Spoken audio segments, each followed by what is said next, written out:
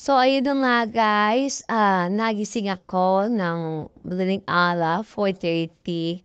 Dahil sobrang sakit talaga ng aking mga katawan. Hindi ko alam kung na paano ako at ang feeling ko, ang sakit-sakit, nagising ako.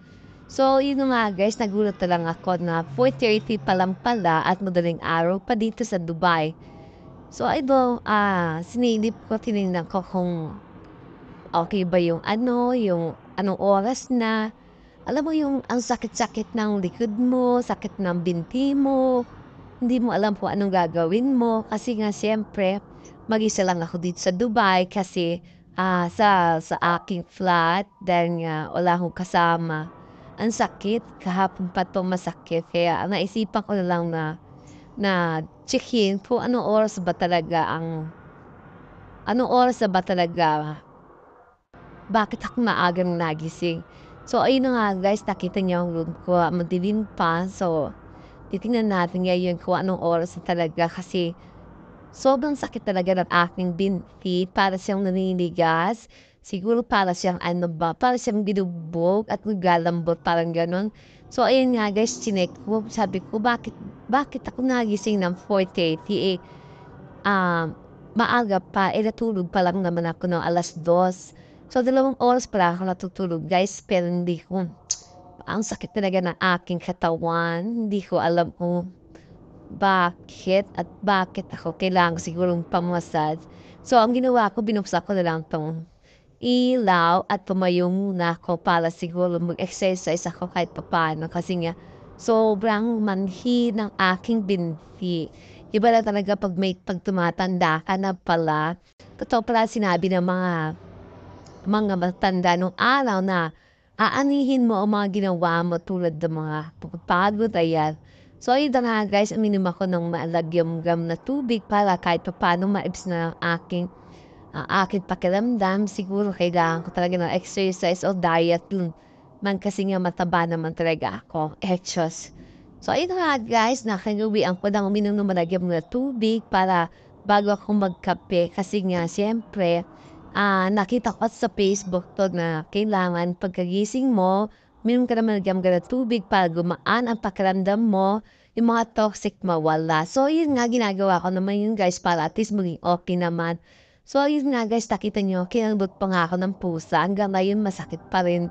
3 days na siya na ganyan, pero okey pa rin. Tuyo na rin naman siguro 'to kasi wala na akong maramdaman na na ano na na hapdi. Pero nung una niya kinalmot niya ako, sobrang sakit. Tingnan mo guys yung kong binti ko para siyang magagalit dahil nga sobrang, yung masakit ba na hindi mo mawari.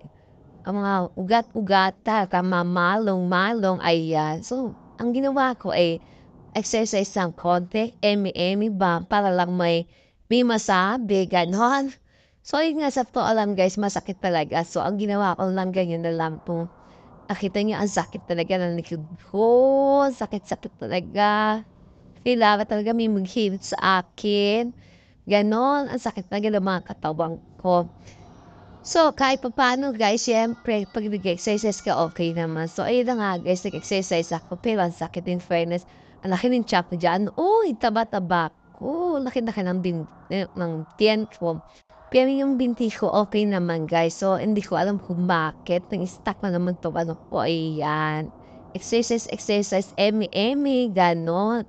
So, naka-pekpek ako kasi nga pag natutulog ako ayun ang gamit ko para magbonggang-bongga, ayan, nakita niyo naman guys, o sige.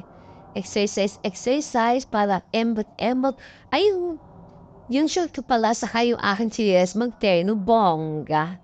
Ngayon ko lang napansin ha, guwit-guwitan, gano'n. So ayun na nga guys, siyempre para at least naman, nagtimpla na ako ng kape kasi nga, 'di na ako makatulog at nag-stretch-stretch na ang lola niyo. Eto nga pala aking kusina madumi at hindi pa ako makapanghugas ng plato, makapaglinis kasi sobrang dumi at sobrang siyempre wala naman akong time, ako lang mag-isa kaya dedma na lang.